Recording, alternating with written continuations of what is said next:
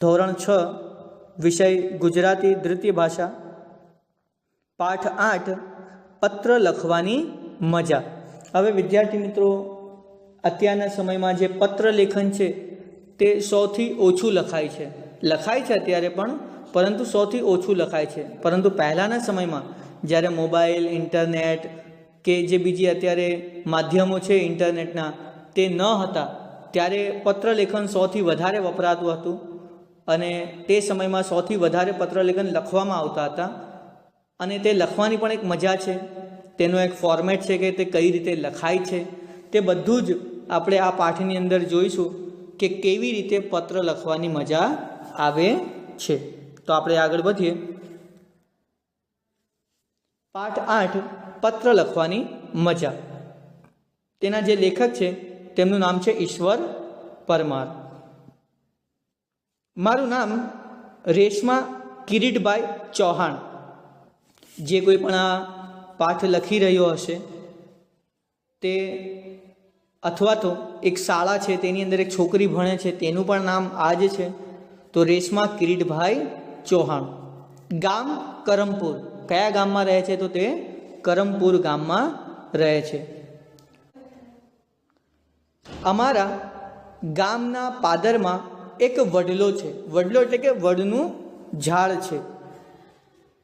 વડલાની પાસે જ અમારી નિશાળ છે અને જે વડલો છે તેની પાસે જ જે રેશમા કિરીટભાઈ ચૌહાણ છે તેમની શાળા છે। જે શાળામાં તે ભણે છે, અભ્યાસ કરે છે, તે શાળા ત્યાં છે। અમારા વર્ગ શિક્ષક અશોકભાઈ સોમપુરા છે। વર્ગ શિક્ષક એટલે કે ક્લાસ ટીચર। જે રેશમાબેન છે તેમના ક્લાસ ટીચરનું નામ શું છે? તો અશોકભાઈ સોમપુરા। તેઓ અમને ખૂબ પ્રેમથી ભણાવે, હસતા હસતા શીખવે, ધમકાવે કે મારે નહીં। નિશાળમાં અમને મજા પડે। જે અશોક સોમપુરા છે વર્ગ શિક્ષક, તે ખૂબ જ સારા વર્ગ શિક્ષક છે, ખૂબ જ સારા ક્લાસ ટીચર છે। અને તે વિદ્યાર્થીઓને કેવી રીતે ભણાવે છે? તો ખૂબ જ પ્રેમથી ભણાવે છે, સારી રીતે ભણાવે છે, હસતા હસાવતા ભણાવે છે। કોઈ પણ વિદ્યાર્થીને ધમકાવે કે મારે નહીં, એટલે કે બધાની સાથે જ સારી રીતે વર્તન કરે, સારી રીતે વ્યવહાર કરે અને ભણાવે છે। એટલે જ બાળકોને પણ નિશાળમાં એટલે કે શાળામાં ખૂબ જ મજા આવે છે। અમારા સાહેબ અમને વર્ગમાં જ વહાલ કરે એવું નહીં, વર્ગની બહાર કે રિસેસમાં અમારી સાથે વાતો કરે। હવે જે વર્ગ શિક્ષક છે તે એવું નથી કે માત્ર ને માત્ર વર્ગમાં જ વિદ્યાર્થીઓને વહાલ એટલે કે પ્રેમ કરે છે, પરંતુ જ્યારે રિસેસ હોય કે વર્ગની બહાર કોઈક જગ્યા પર મળ્યા હોય રસ્તાઓ પર, તો ત્યાં પણ તે ખૂબ જ સારી રીતે વાતો કરે છે, એટલે કે ખૂબ જ સારા વર્ગ શિક્ષક છે। નિશાળની બહાર મળી જાય તો મજામાં એમ કહીને હાથ ઊંચો કરે। અને જ્યારે પણ નિશાળની બહાર રસ્તા ઉપર મળે તો વર્ગ શિક્ષક પોતાનો હાથ ઊંચો કરે છે અને પૂછે છે કે મજામાં છો ને? આવા પ્રેમાળ શિક્ષક પાસે જૂન મહિનાથી ભણતા ભણતા ક્યારે ઓક્ટોબર મહિનો આવી ગયો તેની ખબર પણ ન પડી। હવે આપણે પણ જાણીએ છીએ કે જૂનમાં શાળાઓ શરૂ થાય છે અને ઓક્ટોબરમાં શાળામાં વેકેશન પડે છે। કયું વેકેશન પડે છે? દિવાળી વેકેશન। તો આવા સરસ મજાના પ્રેમાળ શિક્ષક પાસે ભણતા ભણતા જે રેશમાબેન અને બીજા વિદ્યાર્થીઓ છે તેમને ખબર જ નથી પડતી કે ક્યારે જૂન મહિનાથી ઓક્ટોબર મહિનો આવી ગયો। વેકેશન જાહેર થયું એટલે કે શાળામાં અનાઉન્સમેન્ટ થઈ ગયું કે કાલથી વેકેશન છે।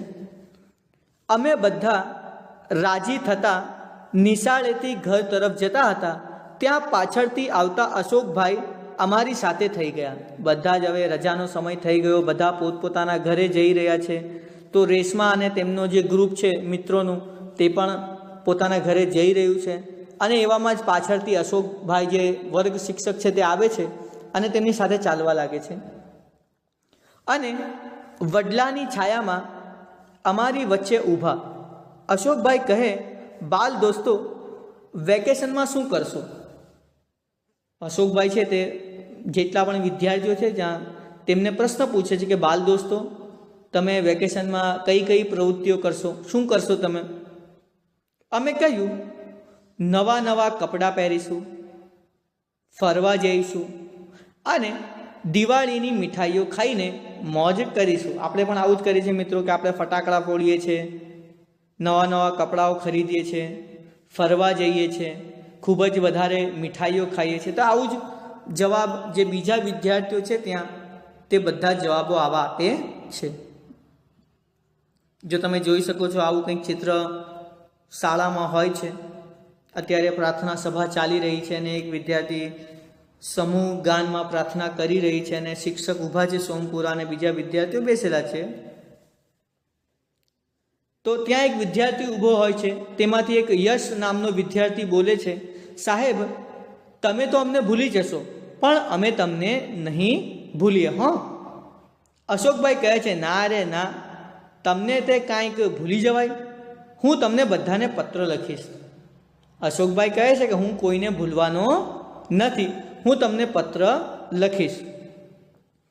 વસંત કહે છે, આ એક બીજો વિદ્યાર્થી છે જે ત્યાં ઊભો છે, તો તેમાંથી વસંત કહે છે કે સાહેબ પત્ર કેવી રીતે લખાય, અમને શીખવાડો ને. તો અશોકભાઈ કહે છે કે મારો પત્ર આવે તે વાંચજો, સમજાઈ જશે. કહે છે કે તમારે વધારે ચિંતા કરવાની જરૂર નથી, પત્ર હું તમને સમજાવી દઈશ. જો હું તમને પત્ર મોકલું તો તે પત્ર એકદમ સારી રીતે વાંચજો તો તમને બધું જ સમજાઈ જશે. ખરેખર અશોકભાઈએ લખેલો પત્ર ગઈકાલે જ મને ટપાલીએ આપ્યો. ટપાલી એટલે કે જે પોસ્ટમેન જેને આપણે કહીએ છીએ, તો જે ટપાલી છે તે ઘરે આવીને અશોકભાઈનો પત્ર આપી જાય છે. અમારા વર્ગના મોટા ભાગના વિદ્યાર્થીઓએ પત્ર વાંચ્યો, વારંવાર વાંચ્યો. આ રહ્યો એ પત્ર. હવે કયો પત્ર લખ્યો હતો તે પત્ર આપણે જોઈએ.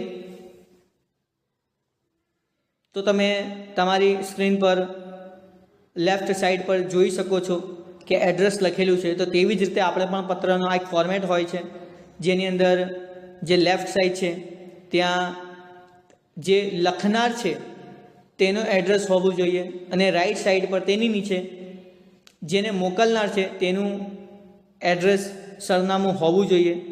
તો અત્યારે આપણે જોઈએ અશોકભાઈ બી સોમપુરા, B26 અંબિકા સોસાયટી, મુકામ પોસ્ટ વીરનગર, જિલ્લા વડોદરા, તારીખ 20/10/2003. આવું એક એડ્રેસનું ફોર્મેટ હોય છે, તે ફોર્મેટ આપણે ફોલો કરવું જોઈએ, તેને જ આપણે અનુસરીને પત્ર લખવો જોઈએ. હવે પત્રમાં આપણે આગળ વધીએ તો પ્રિય બાળકો, તમે બધા મજામાં હશો. હું પણ મારા પરિવાર સાથે ખુશખુશાલ છું. દિવાળીની રજાઓમાં ખાવા પીવાની, રમવાની ને ફરવાની મજા પડી ગઈ હશે, ખરું ને? મને તમારી બહુ યાદ આવે છે. તમે બધા મને પૂછતા હતા ને કે પત્ર કેવી રીતે લખાય. હવે જે શિક્ષક છે તે પહેલાં સંબોધન આપે છે અને કહે છે કે પ્રિય બાળકો, પ્રિય, પૂજનીય, આદરણીય, આવા બધા તમે જે સંબોધન છે તે તમે જોયા હશે પત્રની અંદર. તો અહીંયા બાળકો છે તો પ્રિય લખી શકાય છે, તો પ્રિય બાળકો. અને પછી કહે છે કે તમે બધા મજામાં હશો, તમારો પરિવાર ખૂબ જ ખુશ હશે, ખુશખુશાલ હશે અને દિવાળીની રજાઓમાં તમે ખાવા પીવા, રમવા ફરવાની ખૂબ જ મજા પડતી હશે. અને પછી શિક્ષક કહે છે કે મને પણ તમારી ખૂબ જ યાદ આવે છે. અને પછી કહે છે કે જો તમે મને પૂછતા હતા ને કે પત્ર કેવી રીતે લખાય, તો તે હવે જણાવશે કે કઈ રીતે પત્ર લખાય છે અને તેમાં કઈ કઈ કાળજી રાખવી જોઈએ. તો જુઓ, પત્ર લખનારે પોતાના નામ, સરનામું તથા તારીખ પત્રના મથાળે જમણી બાજુએ લખવા. જો આપણે જોયું પહેલાં લેફ્ટ સાઈડ પર, એટલે કે જમણી બાજુએ લખ્યું છે. શું લખ્યું છે? તો નામ લખ્યું છે, સરનામું લખ્યું છે અને તારીખ લખી છે. હવે આ બધું કોનું છે? નામ, સરનામું, તારીખ જે પત્ર લખે છે લખનાર તેનું છે. આપણે જેમને પત્ર લખતા હોઈએ તેમને યોગ્ય સંબોધન કરવું. સંબોધન કઈ રીતે કરાય? તો આપણાથી મોટા હોય, એટલે કે આપણાથી ઉંમરમાં થોડા મોટા હોય તેમને આપણે પૂજ્ય, આદરણીય, માનનીય એવી રીતે લખીએ છીએ. અને મિત્ર કે સરખી ઉંમરની વ્યક્તિ હોય, તમારો કોઈ મિત્ર હોય કે તમારા જેવા સેમ એજનો જ હોય, તો તેને આપણે કયું સંબોધન આપીએ છીએ? તો પ્રિય કે સ્નેહી એવું લખી શકાય.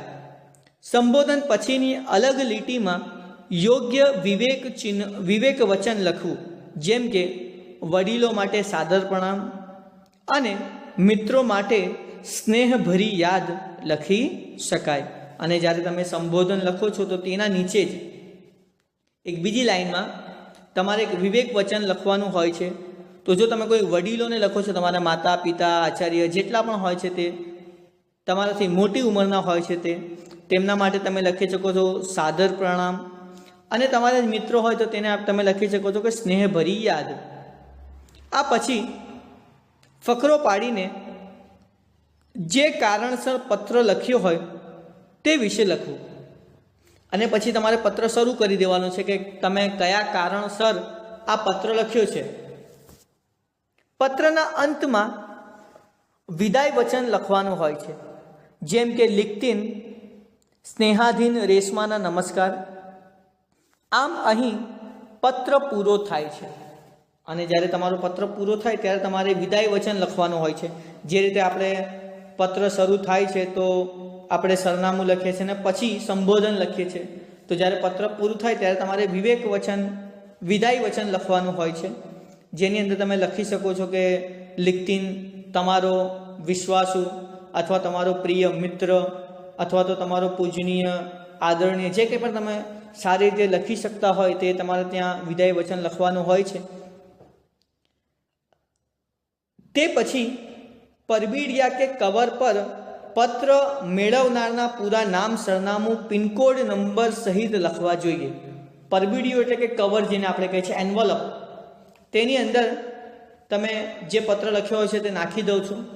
અને જે પરબીડિયું છે, કવર છે, તેની ઉપર જેને તમારે મોકલવાનું છે પત્ર, તેનું નામ હોવું જોઈએ, પૂરું સરનામું હોવું જોઈએ અને પિનકોડ. આ 6 આંકડાનો એક નંબર આવે છે. તમારા એરિયાનો પણ એક પિનકોડ હશે, તો તે પિનકોડ જે હોય છે તે તમારે સાથે લખવાનો હોય છે. આવું કેમ થાય છે? કારણ કે તેનાથી ખૂબ જ સરળ રીતે તમારો પત્ર જગ્યા પર પહોંચી જાય તે માટે પિનકોડ દર્શાવવામાં આવે છે. તેની બીજી બાજુએ પત્ર લખનારના નામ સરનામા હોય છે અને બીજી જગ્યા પર જે પત્ર લખે છે તેનું પણ નામ સરનામું હોવું જોઈએ. બાલ દોસ્તો, પત્ર લેખનમાં બીજી પણ કેટલીક કાળજી રાખવી તો આપણે પત્ર બીજાને વાંચવાની મજા પણ આવે. હવે જો તમે પત્ર લખો છો તો ખૂબ જ સારી રીતે તમારે પત્ર લખવાનો હોય છે. ખૂબ જ કાળજી રાખવી પડે છે. કેમ? કારણ કે જે સામે પત્ર વાંચે છે તેને પણ પત્ર વાંચવામાં મજા આવવી જોઈએ. એટલા માટે જ પત્ર લખતા સમયે તમારે કેટલીક કાળજી રાખવી જોઈએ. હવે કઈ કઈ કાળજીઓ આપણે રાખવાની છે આપણે નીચે જોઈએ.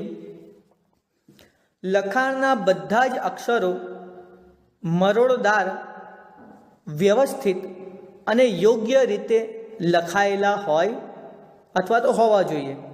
જે કંઈ પણ તમે લખો છો અક્ષરો તે તમે ખૂબ જ સારી રીતે મરોડદાર એટલે કે જેવો તેનો આકાર છે તે જ આકારમાં તમારે લખવાના છે. વ્યવસ્થિત લખવાનું છે. એવું નથી કે કોઈ અક્ષર ઉપર થઈ ગયો તો કોઈક અક્ષર નીચે, આવી રીતે પણ નહીં ચાલે. બધું જ વ્યવસ્થિત એક લાઇનમાં લખેલું હોવું જોઈએ અને જરૂરી છે આ લખેલું. બીજું, બધા જ અક્ષરો અને શબ્દો આડી સીધી લીટીમાં લખેલા હોય. કેટલીક વાર એવું થાય છે કે આપણે એક અક્ષર આગળ લખીએ છીએ તો બીજો અક્ષર થોડોક દૂર લખીએ છીએ, તો તેવું પણ લખવાનું નથી. બધું જ જેટલા પણ તમે અક્ષરો લખો છો તે બધા જ અક્ષરો આડી અને સીધી લીટીમાં સારી રીતે લખેલા હોવા જોઈએ. જો તમે તમારી સ્ક્રીન પર જોઈ શકો છો કે બધા જ અક્ષરો સારી રીતે, એક જે અક્ષરો છે તે એકદમ સારી, એવું નથી કે કોઈ અક્ષર એકદમ દૂર થઈ ગયો છે કે કોઈ અક્ષર એકદમ નજીક પાસે થઈ ગયો છે. બધું જ સારી રીતે હોવું જોઈએ. ત્રીજું, બે અક્ષર વચ્ચે, બે શબ્દો વચ્ચે તેમજ બે લીટી વચ્ચે યોગ્ય અને એક સરખું અંતર રાખેલું હોય અથવા તો હોવું જોઈએ. હવે તમે જોઈ શકો છો તમારી સ્ક્રીન પર જેટલું પણ લખાણ લખેલું છે તેમાં બે અક્ષરો વચ્ચે અથવા તો બે શબ્દો વચ્ચે એક સરખું અંતર છે. એવું નથી કે એક અક્ષર અહીંયા લખ્યું છે તો એક અક્ષર એકદમ જ દૂર, અથવા તો એક વાક્ય અહીંયા લખ્યું છે તો બીજું વાક્ય એનાથી ખૂબ જ દૂર લખેલું હોય. એવું કોઈ પણ જગ્યા પર તમે જોઈ શકતા નથી. અને જે બે લાઈન છે તેની વચ્ચે પણ તમે જોઈ શકો છો એક જ સરખું અંતર દેખાશે. તો એવું જ તમારે હોવું જોઈએ. એવું નહીં કે ભાઈ એક લાઈન લખી એના પછી 4 લાઈન છોડીને બીજી લાઈન લખો, એવું પણ ચાલશે નહીં. ચોથું, અક્ષરો ઘૂંટેલા, જાડા પાતળા ન હોય કે લખાણમાં છેકછાક ન હોય. કેટલીક વાર મિત્રો આપણે લખીએ છીએ અને ભૂલ થઈ જાય છે, તો આપણે શું કરીએ છીએ, તેને છેકી નાખીએ છીએ અથવા તો ખૂબ જ ઘટ્ટ કરી નાખીએ છીએ અને પેન્સિલથી ડિઝાઇન અલગ અલગ બનાવીએ છીએ. તો તેવું પણ આપણે કરવાનું નથી. પછી અક્ષરો ઘૂંટેલા હોય, ઘૂંટવું એટલે કે એક જ અક્ષરને વારંવાર લખતા રહેવું, તેની ઉપર જ લખતા રહેવું, એવું પણ કરવાની જરૂરત નથી. અને જાડા પાતળા, કેટલીક વાર એવું થાય છે કે જે ઇંક હોય છે બોલપેનની અંદર તે નીકળે છે અને તેનાથી અક્ષર કેટલીક વાર જાડા થઈ જાય છે અથવા તો ખરાબ થઈ જાય છે, તો તેવું પણ હોવું જોઈએ નહીં. પાંચમું, અક્ષરોનો વળાંક એક સરખો જ હોવો જોઈએ. આગળ આપણે જોયું આજ કે મરોડદાર અક્ષર હોવા જોઈએ, એટલે કે તેનો જે આકાર છે તે આકાર જ હોવો જોઈએ. હવે કેટલીક વાર એવું થાય છે કે આપણે લખીએ છીએ અ, તો પહેલાં અ અલગ દેખાય છે, બીજી લાઈનમાં તમે અ લખો તેનો આકાર બદલાઈ જાય છે, ત્રીજી લાઈનમાં તમે જે અ લખો તેનો આકાર બદલાઈ જાય છે. તો આવું થવું જોઈએ નહીં. જેટલી વાર તમે જેટલા વર્ણ લખો તે બધા વર્ણો એક જ આકારના હોવા જોઈએ, અલગ અલગ આકાર દેખાવો જોઈએ નહીં. સાતમું, વિરામ ચિહ્નનો યોગ્ય ઉપયોગ થયો હોય અથવા તો હોવો જોઈએ. જો આ ખૂબ જ જરૂરી છે, વિરામ ચિહ્ન, જેટલા પણ વિરામ ચિહ્નો છે તે બધાનો ઉપયોગ સારી રીતે થવો જોઈએ. નહીં તો શું લખાય છે તે પણ ખબર નથી પડતી, તેનો અર્થ સમજમાં નથી આવતો, આવું પણ થાય છે. લેખનમાં ભાષાકીય ભૂલ ન હોય, એટલે કે જે કંઈ પણ તમે લખો છો તેમાં જોડણીમાં, સ્પેલિંગમાં કોઈ પણ ભૂલ હોવી જોઈએ નહીં. પત્રમાં પોતાના વિચારોને સ્પષ્ટ અને સરળ રીતે રજૂ કરેલા હોય, અને જે કંઈ પણ તમે કહેવા માંગો છો તે બધું સાદી અને સરળ ભાષામાં, સ્પષ્ટ ભાષામાં લખેલું હોવું જોઈએ. એવું નહીં કે તમે ગોળ ગોળ વાત ફરાવતા ફરાવતા ફરાવતા પત્ર ખૂબ જ લાંબો થઈ જાય, તેવું પણ આપણે કરવાનું નથી. જે વાત જણાવવા માટે તમે પત્ર લખ્યો છે તે વાત તમારે સ્પષ્ટ અને સાદી ભાષામાં જણાવી દેવાનું છે. મારો આ પત્ર વાંચીને તમે પણ મને પત્ર લખજો. અને પછી જે સોમપુરા છે અશોકભાઈ, તે કહે છે કે આ પત્ર તમે વાંચો પછી તમે પણ મને પત્ર લખજો. વેકેશનમાં તમે કઈ કઈ પ્રવૃત્તિઓ કરી તે વિશે તો ખાસ લખજો, અને તમે વેકેશન કઈ રીતે વિતાવ્યું તે પણ તમારે પત્રમાં લખવાનું છે. જે વિદ્યાર્થીઓના પત્રો મને મળશે તે બધા જ પત્રો વેકેશન પછી હું નિશાળમાં લઈને આવીશ અને બધાની સામે વાંચીશ. અને જેનો પત્ર ખૂબ જ સારો લખેલો હશે તેને વાહવાહી પણ મળશે. બીજા બધા વિદ્યાર્થીઓ તાળીઓના ગળગળાથી તેને વધાવી પણ લેશે. તો આવી બધી પ્રવૃત્તિઓ કરવા માટે અશોક સોમપુરા જાણીતા છે, કારણ કે તે વિદ્યાર્થીઓને ખૂબ જ સારી રીતે ભણાવે છે. અત્યારે વિજ્ઞાન યુગમાં, એટલે કે ટેકનોલોજીનો સમય છે અત્યારે, તેમાં mobile, computer, email, messenger, WhatsApp એટલો બધો વપરાશ વધી ગયો છે કે જેથી પત્રો ખૂબ જ ઓછા લખાય છે. છતાં ખુલ્લા મને મોકળાશથી પત્ર લખવાની અને આવા પત્રો વાંચવાની મજા તો કાંઈ ઓર જ હોય છે. તમે વોટ્સઅપ પર લખીને કેટલું લખશો, ઈમેલ પર કેટલું બધું તમે લખી શકો છો, પરંતુ તમે મોકળાશ એટલે કે ખુલ્લા મનથી તમે કંઈક લખી શકતા નથી, જે તમે પત્રમાં લખી શકો છો. તમારે જે વાત કહેવી હોય તે વાત તમે લખીને બીજા સુધી પહોંચાડી શકો છો, અને તે માત્ર ને માત્ર પત્ર કરી શકે છે. તમારા વડીલોને મારા વંદન કહેજો. તમે સદાય આનંદમાં રહો તેવી શુભેચ્છા પાઠવું છું.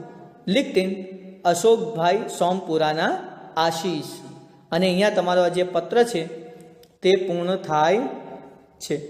તો ખૂબ જ સરસ મજાનો આ જે પત્ર લખવાની મજા પાઠ છે તે અહીંયા પૂર્ણ થાય છે. અને તેની અંદર આપણને જાણવા મળ્યું કે આપણે કઈ કઈ કાળજીઓ રાખવી જોઈએ પત્ર લખવા માટે, કેમ અત્યારના યુગમાં પત્રો વધારે લખાતા નથી તેનું પણ આપણે કારણ જોયું, અને પત્ર લખવાથી આપણને શું ફાયદા થઈ શકે છે તે પણ આપણે જોયું. તો હવે આપણે શબ્દ સમજૂતી તરફ વધીએ. તેમાં શબ્દ સમજૂતીમાં આપણે જોઈએ તો સંબોધન એનો અર્થ થાય છે બોલાવવા વપરાતો શબ્દ સાદર આદર માન સાથે. પિનકોડ પોસ્ટલ ઇન્ડેક્સ નંબર, આ એનું ફૂલ ફોર્મ છે પિનકોડનું, કે પોસ્ટલ ઇન્ડેક્સ નંબર જે 6 અંકનો હોય છે. ભાષાકીય ભૂલો એટલે કે ભાષાને લગતી ભૂલો. મોકળાશથી, ખુલ્લા મનથી કે સંકોચ રાખ્યા વગર. અને લીનું પૂરું નામ છે લિખિતન એટલે કે પત્ર લખનાર. હવે આપણે સ્વાધ્યાય તરફ વધીએ મિત્રો. તો તેમાં પ્રશ્ન 1 છે કે નીચેના દરેક પ્રશ્નોનો ઉત્તર એક વાક્યમાં આપો.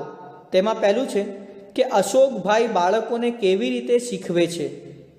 તો અશોકભાઈ બાળકોને પ્રેમથી, હસતા હસતા શીખવે છે, કોઈને પણ મારે કે દાંટે નહીં. તો આવી રીતે અશોકભાઈ જે સોમપુરા છે તે પોતાના બાળકોને ભણાવે છે. બીજું, દિવાળીમાં શું ખાઈને મોજ કરવાની છે? તો એનો ખૂબ જ સરળ જવાબ છે મિત્રો કે દિવાળીમાં મીઠાઈઓ ખાઈને મોજ કરવાની છે. હવે મીઠાઈઓમાં પણ ઘણા અલગ અલગ પ્રકારો હોય છે, તો તમે બધા જ પ્રકારની મીઠાઈઓ ખાઈને દિવાળીને મોજ લઈ શકો છો. ત્રીજું, વડીલોને કયા શબ્દથી સંબોધન થાય છે? આપણે જોયું કે જ્યારે પત્ર લખીએ છીએ તો જ્યારે પત્રની શરૂઆત થાય છે તો ત્યાં આપણે એક સંબોધન આપવાનું હોય છે.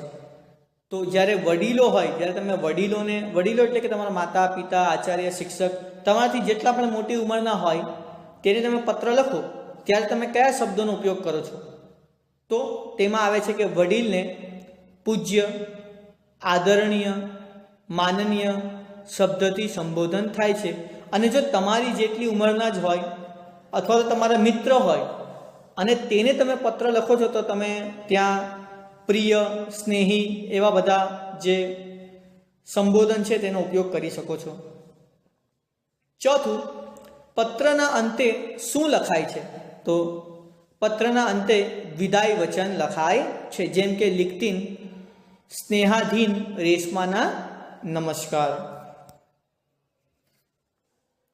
પ્રશ્ન 2, પત્ર લેખનમાં શી કાળજી લેવી જોઈએ? આપણે પાઠમાં જોયું અશોકભાઈ સોમપુરા બાળકોને પત્રની અંદર જણાવે છે કે પત્ર લખવા સમયે કઈ કઈ કાળજીઓ રાખવી જોઈએ. તો આપણે જોઈએ કઈ કઈ કાળજીઓ રાખવી જોઈએ. તો તેનો ઉત્તર છે પત્ર લેખનમાં નીચે મુજબની કાળજી લેવી જોઈએ.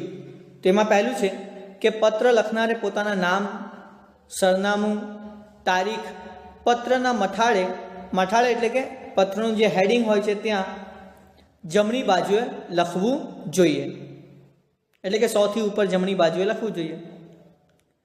જેમને પત્ર લખતા હોઈએ તેમને યોગ્ય સંબોધન કરવું જોઈએ. આદરણીય, માનનીય, પ્રિય, સ્નેહી આવી રીતે યોગ્ય સંબોધન આપવું જોઈએ. પત્રમાં પોતાના વિચારોને સ્પષ્ટ અને સરળ રીતે રજૂ કરવા જોઈએ. જે કંઈ પણ તમે લખો છો તો ગોળ ફરાવીને લખવાની જરૂરત નથી. જે તમારે વાત કહેવી છે તે સાદી અને સરળ ભાષામાં તમારે લખવી જોઈએ. પત્ર મરોડદાર અક્ષરે લખવો જોઈએ. જેવો આકાર છે અક્ષરનો તેવા જ આકારમાં અક્ષરો લખવા જોઈએ પત્રની અંદર. પત્રમાં વિરામ ચિહ્નનો યોગ્ય ઉપયોગ થવો જોઈએ. લેખનમાં ભાષાકીય ભૂલો ન થવી જોઈએ. પત્ર મોકલનાર પરબીડિયા કે કવર પર પત્ર મેળવનારનું પૂરું નામ, સરનામું અને પિનકોડ નંબર લખવા જોઈએ. તો આ બધી જે તમારી સાવચેતી રાખવાની હોય છે જ્યારે તમે પત્ર લખો છો ત્યારે. પ્રશ્ન 3, નીચેના દરેક શબ્દ વિશે એક વાક્ય લખો અથવા તો 1-2 વાક્ય લખો. તમારી અનુસાર, તમારી બુદ્ધિ અનુસાર તમારે આના જવાબ આપવાના છે. તો એમાં પહેલું છે ટપાલી. તેનું એક વાક્ય એવું છે કે ટપાલી સાયકલ પર આવે છે તે ટપાલ લાવે છે. ટપાલ એટલે કે પોસ્ટમેન. બીજું કમ્પ્યુટર. તો આપણે એના વાક્ય જોઈએ તો કમ્પ્યુટર વિજ્ઞાનની મહાન શોધ છે. તેનાથી અનેક કામો જલ્દી અને ચોકસાઈપૂર્વક થાય છે. તો આપણે કોમ્પ્યુટર તો આપણે બધા જ જાણીએ છીએ કે ખૂબ જ મહાન શોધ છે. તે ઘણી બધી એવી સારી સારી ક્રિયાઓ તમે કોમ્પ્યુટરથી કરી શકો છો. ઘણા સારા એવા કામ ખૂબ જ ઓછા સમયમાં જલ્દી અને ચોકસાઈથી એટલે કે સારી રીતે કરી શકો છો. ત્રીજું મોબાઈલ. મોબાઈલ સંદેશા મોકલવા મેળવવા માટેનું ઉત્તમ સાધન છે. તેના બીજા અનેક ઉપયોગો પણ છે. એના આપણે તો ખૂબ જ જાણીતા છે આ મોબાઈલના ઉપયોગ કરવા માટે. તેના જે ઉપયોગો છે તે આપણને બધાને જ ખબર છે કે કઈ કઈ રીતે આપણે મોબાઈલનો સારો ઉપયોગ કરી શકે છે. એમ તો તેના ગેરફાયદાઓ પણ છે, પરંતુ આપણે હંમેશા તેના જે પોઝિટિવ ફાયદાઓ છે, સારા ફાયદાઓ છે, તેના વિશે જ આપણે આગળ વધવાનું છે. ચોથું ટપાલ પેટી. ટપાલ પેટીમાં લોકો પોતાના પત્રો નાખે છે. તે રજાઈ સિવાયના દિવસે નિયમિત ચોક્કસ સમયે ખોલવામાં આવે છે. હવે કોણ ખોલે છે? તો જે પોસ્ટ માસ્ટર હોય છે તે બધી જ ટપાલ પેટી ખોલીને જેટલા પણ પત્રો હોય તે નીકાળે છે અને પછી એરિયા વાઇઝ તેને ડિવાઈડ કરીને જે પોસ્ટમેન હોય છે તેને આપે છે. અને તમે પણ ટપાલ પેટી જોઈ હશે, લાલ રંગની દેખાય છે. એમ તો એના અલગ અલગ કલરો છે, પરંતુ વધારે પડતું તે લાલ રંગનું જ દેખાય છે પોસ્ટ જે પેટી હોય છે તે. પાંચમું કબૂતર. પહેલાં કબૂતરનો ઉપયોગ દૂર દૂર સુધી સંદેશા મોકલવા માટે થતો. તે પોતાની દિશા ભૂલતું નથી. આ ખૂબ જ જૂના સમયની વાત છે. જ્યારે રાજા મહારાજાઓનો સમય હતો ત્યારની વાત છે. જ્યારે રાજા એક રાજ્યથી બીજા રાજ્યમાં સંદેશો મોકલવા માટે આ જે કબૂતરો હોય તેનો ઉપયોગ કરતા હતા. અને ઘણા બધા એવા સામાન્ય માણસો પણ કબૂતરોનો ઉપયોગ કરતા હતા. કેમ? કારણ કે જે કબૂતર છે તે ક્યારેય દિશા ભૂલતું નથી. એને શીખવાડવામાં આવે છે એટલા માટે તે દિશા ભૂલતું નથી. પ્રશ્ન 4. નીચેના વાક્યો કોણ બોલે છે તે લખો. પહેલું, 1. સાહેબ, પત્ર કેવી રીતે લખાય? આ વાક્ય કોણ બોલે છે? તો વસંત. બીજું, બાલ દોસ્તો, વેકેશનમાં શું કરશો? આ વાક્ય કોણ બોલે છે? તો અશોકભાઈ, જે ક્લાસ ટીચર છે તે. ત્રીજું, મને તમારી બહુ યાદ આવે છે. આ વાક્ય પણ કોણ બોલે છે? તો અશોકભાઈ સોમપુરા. પ્રશ્ન 5. પોસ્ટ ઓફિસની મુલાકાત લો. ત્યાં શું શું મળે છે? દરેકની કિંમત કેટલી છે? નોંધ કરો. વિદ્યાર્થી મિત્રો, તમારે ખરેખર પોસ્ટ ઓફિસ જવું જોઈએ. જ્યારે પણ બધી આ જે અત્યારે કોરોનાની જેટલી પણ ગતિવિધિ છે જે શાંત થઈ જાય પછી એકવાર જરૂરથી તમારા દાદા કે પિતા સાથે પોસ્ટ ઓફિસ જજો અને ત્યાં કઈ કઈ વસ્તુઓ મળે છે, કઈ રીતે કામ થાય છે તે જાણજો, કારણ કે ખૂબ જ જરૂરી છે તે. હવે અત્યારે આપણે એનો ઉત્તર જોઈએ. હું મારા મમ્મી સાથે મારા ઘરની નજીક આવેલી પોસ્ટ ઓફિસમાં ગઈ હતી. પોસ્ટ ઓફિસમાં લગભગ અલગ અલગ બારીઓ હોય છે. ત્યાં પોસ્ટકાર્ડ, અંતરદેશીય પત્ર, પરબીડિયા મળે છે. ત્યાં રેવન્યુ સ્ટેમ્પ મળે છે. ત્યાં કવર પર ચોંટાડવાની પોસ્ટલ ટિકિટો અને મની ઓર્ડર પણ મળે છે. આમ તો ઘણી બધી હવે તો અલગ અલગ સુવિધાઓ શરૂ થઈ છે. હવે આની કિંમત કેટલી હોય છે? તો પોસ્ટ ઓફિસમાં ખાતું ખોલાવી પૈસા જમા કરાવી શકાય છે. આ પણ એક બેંક જેવું જ કામ કરે છે પોસ્ટ ઓફિસ પણ. અને સાથે સાથે જે સંદેશાઓ મોકલવાનું કામ પણ પોસ્ટ ઓફિસ કરે છે. અને બીજી ઘણી બધી અત્યારે સુવિધાઓ શરૂ થઈ છે. પોસ્ટ કાર્ડની કિંમત 50 પૈસા, અંતરદેશીયની કિંમત ₹2.50 અને પરબીડિયાની કિંમત ₹5. તો આવી રીતે અલગ અલગ જે વસ્તુઓ છે તેનો અલગ અલગ ભાવ છે. અત્યારે ભાવ શાયદ વધી પણ ગયા હોય અથવા તો ઘટી પણ ગયા હોય, પરંતુ આપણે એક કિંમત લગાવી છે. હવે જ્યારે તમને સમય મળે તો તમે પોસ્ટ ઓફિસ જજો અને ત્યાં જઈને આ જે કિંમતો છે તે એકવાર ત્યાં પૂછજો કે આ વસ્તુ કેટલાની મળે છે અને તેનું ધ્યાન રાખજો. અને કઈ કઈ ત્યાં આપણે લાભ લઈ શકીએ છીએ પોસ્ટ ઓફિસના તે પણ તમારે ધ્યાન રાખવા જોઈએ. તો વિદ્યાર્થી મિત્રો, અહીંયા તમારો ખૂબ જ અને સરસ મજાનો એક પાઠ પૂરો થાય છે જેનું નામ છે પત્ર લખવાની મજા. જેટલા પણ સ્વાધ્યાયના પ્રશ્નો આપણે જોયા તે બધા તમે તમારી નોટબુકમાં લખી રાખજો. જ્યારે પણ સમય આવશે ત્યારે આપણે તેને ચેક કરીશું. અને સાથે સાથે કેટલીક વાતો અંદર તમારે ધ્યાન આજીવન યાદ રાખવી પડશે જ્યાં સુધી તમે જીવો છો ત્યાં સુધી, કે પત્ર લખવામાં કઈ કઈ બાબતોનું ધ્યાન રાખવું જોઈએ. અને હું આશા રાખું છું કે તમે બધા જ આ વાતોનું ધ્યાન રાખશો. આભાર.